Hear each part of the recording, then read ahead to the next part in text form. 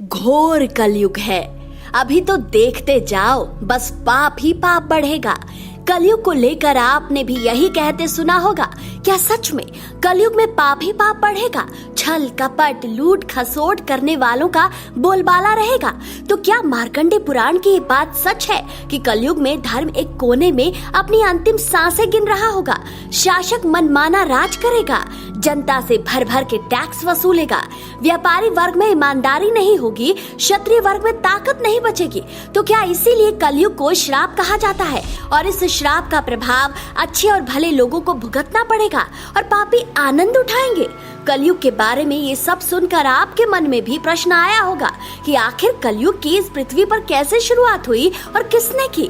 पुराणों की बात करें तो इसमें कहा गया है कि एक राजा की गलती से कलयुग की शुरुआत हो गई। पुराणों के अनुसार कहा जाता है ये वही राजा है जिन्हें अश्वत्थामा ने गर्भ में मारने के लिए ब्रह्मास्त्र चलाया था, लेकिन ये बच गए। आखिर कौन है वो राजा जो खुद तो बच गए लेकिन पृथ्वी को कलयुग से ना बचा पाए? आखिर उनके किस गलती ने कर डाली कलयुग की शुरुआत? जानने के लिए वीडियो के साथ अंत तक बने रहे। मित्रों, पुराणों में युगों को 4 भागों में बांटा गया है। जैसे सतयुग, जिसमें केवल और केवल सत्य का राज था। त्रेता युग में भगवान राम का जन्म हुआ था और राम राज्य था, जबकि द्वापर युग में भगवान श्री कृष्ण थे और महाभारत का युद्ध हुआ।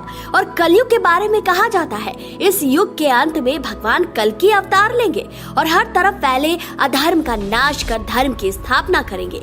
लेकिन कलयुग की शुरुआत हुई कैसे? महान गणितज्ञ आर्यभट्ट ने अपनी पुस्तक आर्यभट्टियम में कहा कि जब वह 23 वर्ष के थे तब कलयुग का 3600 वर्ष चल रहा था। यानी इस हिसाब से कलयुग का आरंभ 3102 ईसा पूर्व हो चुका था। पुराणों के अनुसार कहा जाता है कि कलयुग के अंतिम चरण में धर्मराज युधिष्ठिर ने अपना पूरा राज्य पाठ राजा परीक्षित को सौंप दिया था। राजा परीक्षित अभिमन्यु और उत्तरा के पुत्र थे। महाभारत के समय में ये उत्तरा के गर्भ में पल रहे थे। कहा जाता है कि इसी समय अश्वत्थामा ने इन्हें मारने का प्रयास किया, लेकिन भगवान श्री कृष्ण ने इनकी रक्षा की। ये बच गए और जब बड़े हुए तो इन्हें ही युधिष्ठिर ने सारा कार्यभार सौंपा और खुद अपने भाइयों और द्रौपदी के साथ महाप्रयाण हेतु हिमालय की ओर निकल गए। यहाँ राजा परीक्षित अपनी प्रजा का हाल समाचार लेने निकले तो इन्होंने धर्म, जो बैल का रूप लिए हुए था, और गाय, जो पृथ्वी देवी के रूप में थी, सरस्वती नदी के किनारे बैठे मिले। गाय के रूप में पृथ्वी की आंखों से लगातार आंसू बह रहे थे। पृथ्वी को दुखी देख धर्म रूपी बैल ने उनसे उनकी परेशानी का कारण पूछा तो धर्म रूपी बैल ने कहा, देवी, कहीं तुम मेरा बस एक ही पैर देखकर तो नहीं घबरा गए, या फिर तुम इस बात से दुखी हो कि अब तुम्हारे ऊपर बुरी शक्तियों का शासन होगा? धर्म के सवाल का जवाब देते हुए पृथ्वी देवी बोली, हे धर्म, तुम तो सब कुछ जानते हो, इसलिए दुखों का कारण पूछने से क्या लाभ? सत्य, मित्रता, त्याग, दया, शास्त्र, विचार, ज्ञान, वैराग्य, ऐश्वर्य, निर्भीकता, कोमलता, धैर्य, सब कुछ भगवान श्री कृष्ण के अपने धाम चले जाने से खत्म हो गया है और इसलिए कलयुग ने मुझ पर कब्जा कर लिया है।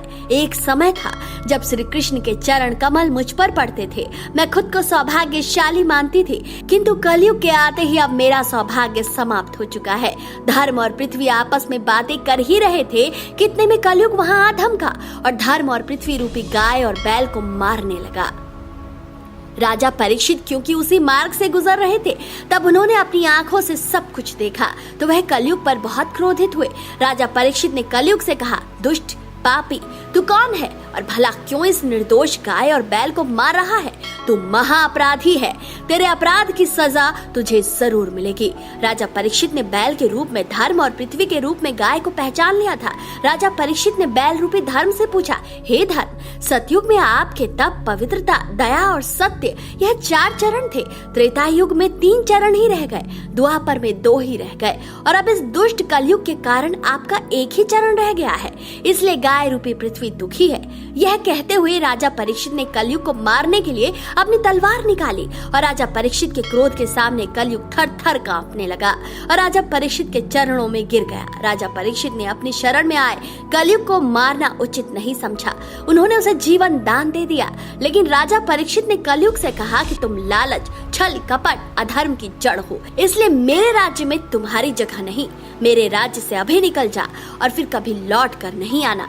राजा परीक्षित की बात सुनकर कलयुग ने राजा से कहा कि हे राजन, पृथ्वी पर ऐसा कोई स्थान नहीं है जहां आपका राज नहीं हो। ऐसे में मुझे रहने के लिए आप कोई स्थान दीजिए। कलयुग के यह कहने पर राजा परीक्षित ने काफी सोच विचार किया।